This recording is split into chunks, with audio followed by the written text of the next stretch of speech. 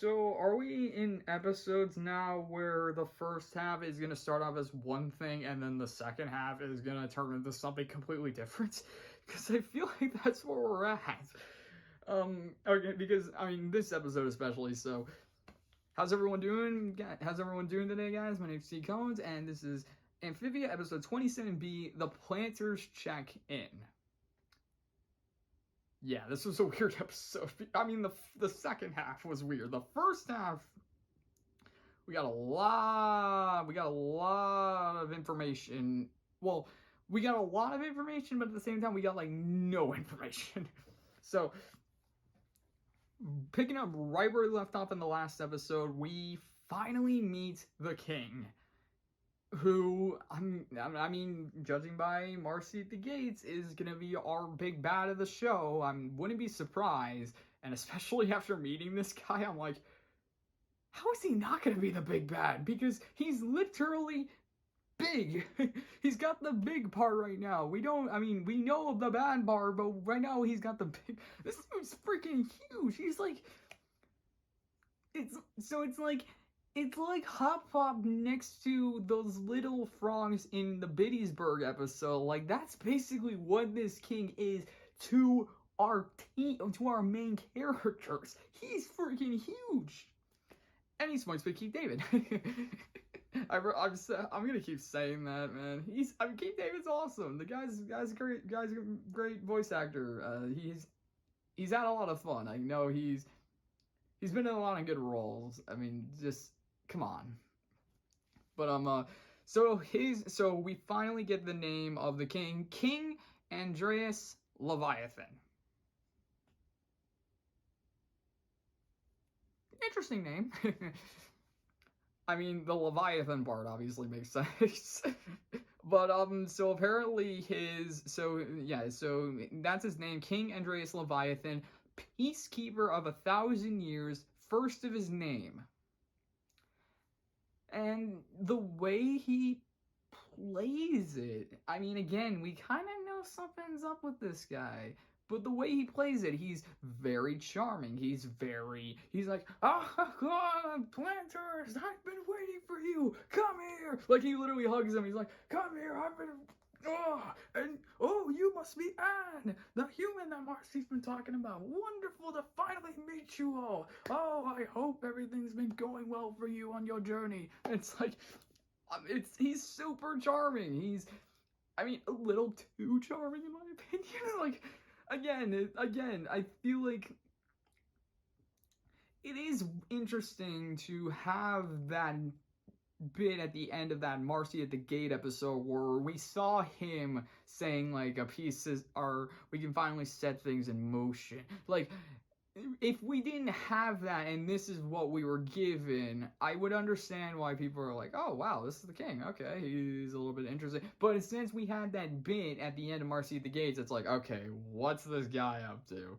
It's like, what is it? So, we have a very short conversation with the king. I was a little bit surprised by that. So after we meet him and he gives his greetings to the family and we have a few jokes, the king then asks Anne about he's like, oh, I noticed you don't have the music box either. And it's like, and it's like, oh no, I have it. And he's like, oh really? Can I see it? And it's like, well, I don't have it on me right now. I gave it to Hop Pop, who gave it to some people who were trying to figure it out. And Hop Pop's like, yep, I definitely did that. So, it's interesting that it's interesting that King also calls it the music box. I wonder if he knows what it is. I mean, Anne shows him a picture of it, and then he points out that the 3 gems are not lit. So, and he's like, okay, well, he's like, I'll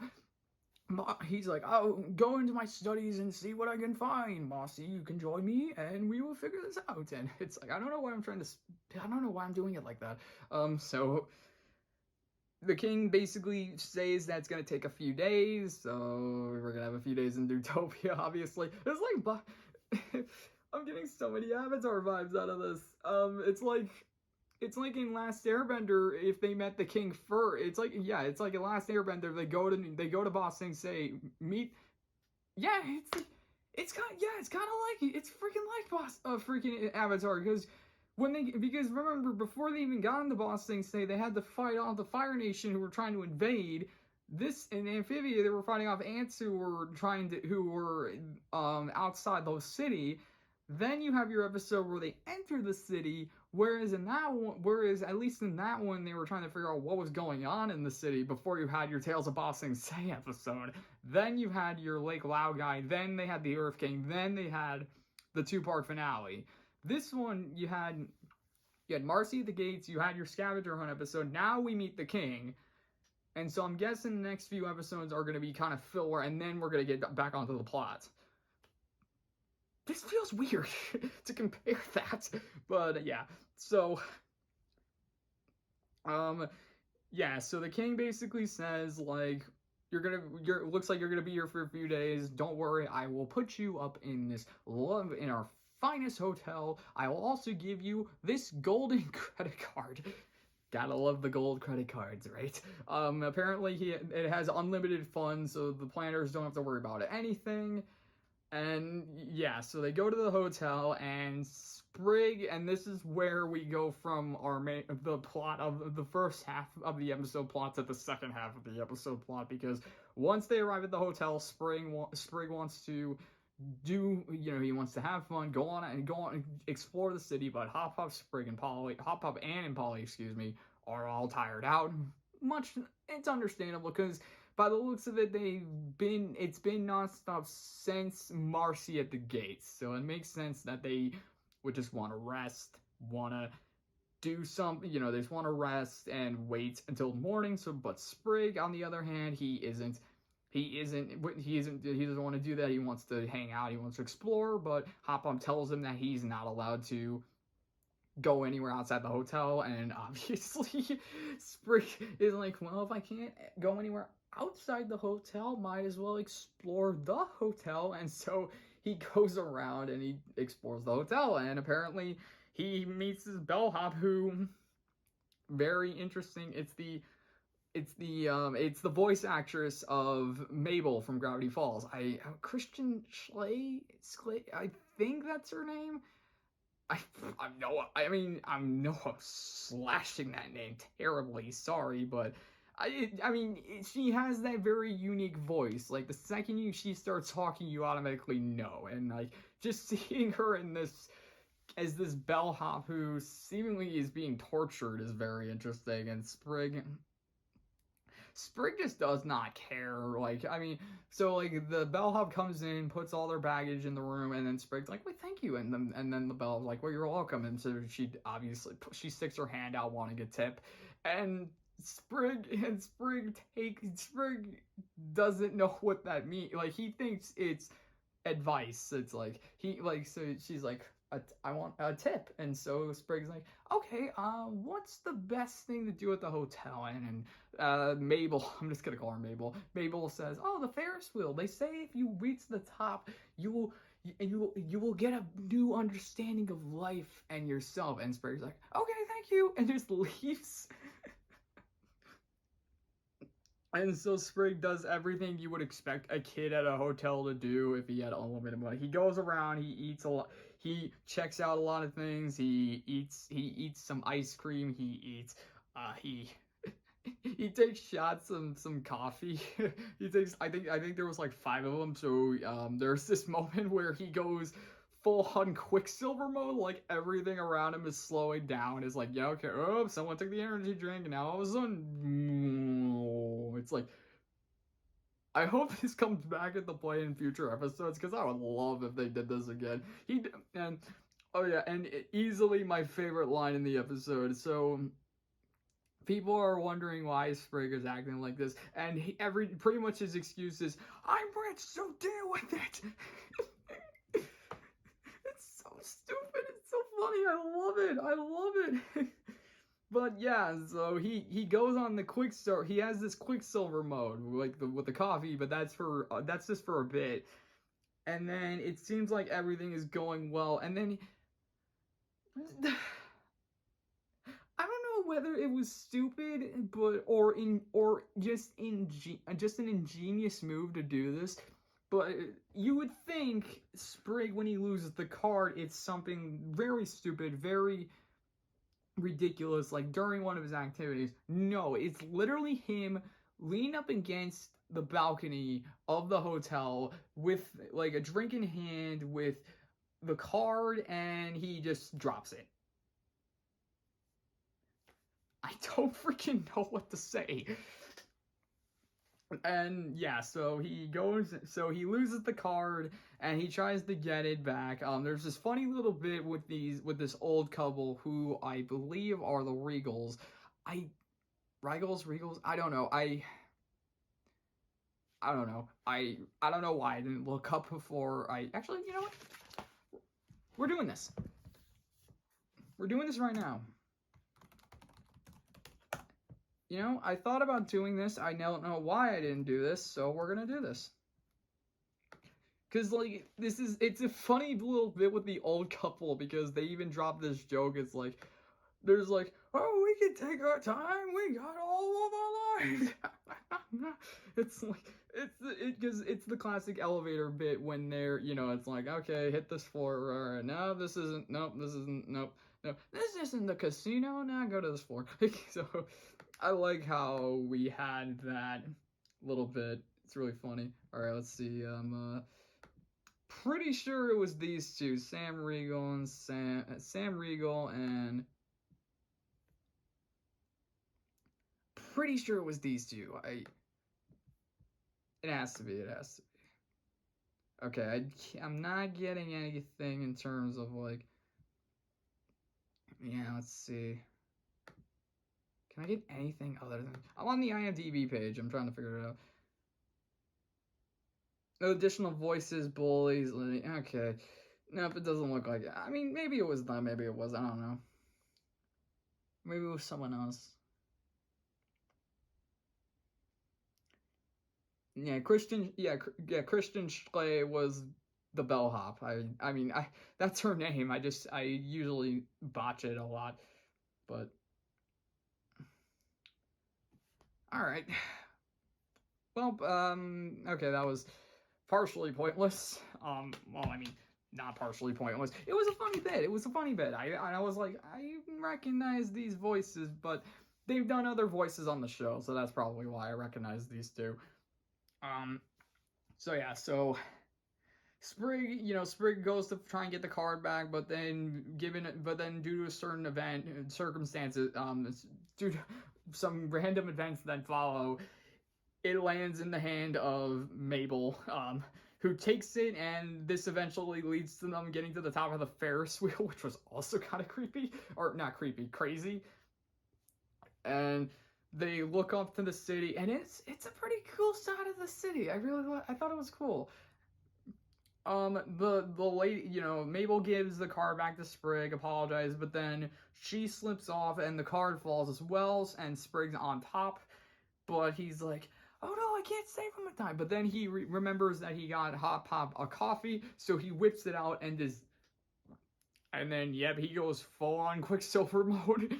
He runs down, and then he just literally zooms around the hotel, just grabbing all these pillows and stacking them up right underneath where Mabel lands, and obviously Mabel lands on it, lands it safely. Sprig also catches the card, and it's just like, that really needs to come into play later. I need to see that. I just love, when it comes to superpowers, super speed, flight, and any type of elemental powers. Those are my top three. So like the Avatar, Quicksilver, and pretty much anyone who can fly. Those are my favorites. Because and that's just me. I mean, for those who have different preferences of superpowers, I get it. Because that's the thing about having a wide variety of superpowers. Everyone has their own. I mean, I have my triple combo, which is pretty cool, but so Sprig saves Mabel, and even though the manager comes in and infuriated with everything that happened, he even was gonna fire Mabel, but Sprig stepped up for her, saying Wait, did I overhear that you were going to fire what I believe is your best employee? And he's like, oh, the best, our best employee? Yes, yes, this lady suggested me all these wondrous things of your hotel, and she even gave me a tour of your Ferris wheel. I don't know how to feel about you firing her. In fact, I believe you should give her a raise. You know, so he does that whole act, stands up for her, which makes sense, you know. I mean, you know why Sprig did it, you know why he knows that in a way he kind of screwed things up and that he needed to do it. And all this pretty much shows that Sprig is, I mean, it's weird with Sprig because, again, you know, you kind of like, he's a kid, so you gotta understand some of the things he does, but at the same time, it's like, okay, but just because you're a kid doesn't mean you could do this. Like, again, kind of going back to the Sylvia episode, all the way back in season 1, when they're on the boat, like, the way that he was literally willing to leave her behind on this island just so he can have time with Hoppa. That's not okay. Like, even if it's a kid, that's not okay. Like, come on, it's not. So, I'm sorry. I really, oh man, I was hoping not to talk about that episode as many times as I have, but I don't know. All right. Okay, well, yeah, Plantars check in. I thought this was a fun episode. I mean, again, the first half of this episode was very intriguing. The second half of this episode was like, it was fun, but it's like, okay, we went from talking with the king to being in a hotel with Sprig exploring. Like, really? And yeah, so I just hope that we're gonna be here we're gonna be in Utopia for a few days, which means we're gonna have episodes exploring Utopia. Makes perfect sense for this because you need these when you're in a new environment and you know you're gonna be there for some time. You have to have episodes about it, because if you don't, then what's the point?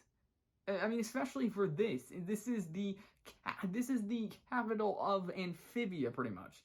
So of course you would need to explore it. You would need to see what it has to offer, what kind of episode you're gonna get out of this. I mean, they've mentioned that there's a university here. Like, they mentioned that back in season 1. I imagine there's a lot of creative things. We've already seen a bunch of creative things in Utopia. We saw, you know, in the Marcy episode. We also saw it in this episode when they were with the hotel. Well, there's a freaking hotel. So I'm really excited to see what this city has to offer. It's like the Boss Thing Say episodes. Like, in Avatar, it's like once you're in this new big location, you would want to explore, which is, again, that's great world building. You present this, you want to explore it, and I'm excited. I mean, are they going to be filler episodes? Probably, but you know, I am down for that. I'm down for that, which again shows just how much this show has really grown on me. I didn't go into the show with doubt. Because again, it's Disney. This show seems to be very popular when I went into it, and I can see why. And I totally understand, and I'm totally down for everything. So all I gotta do is catch up with the rest of the crew before the season 2 finale. And I mean, we're on episode 27B, so we're getting there. We're getting there, but yeah. So, all right, well. Hope you guys enjoyed that little rant there, but yeah, that was episode 27B. And with all that said, I'll see you in the next one.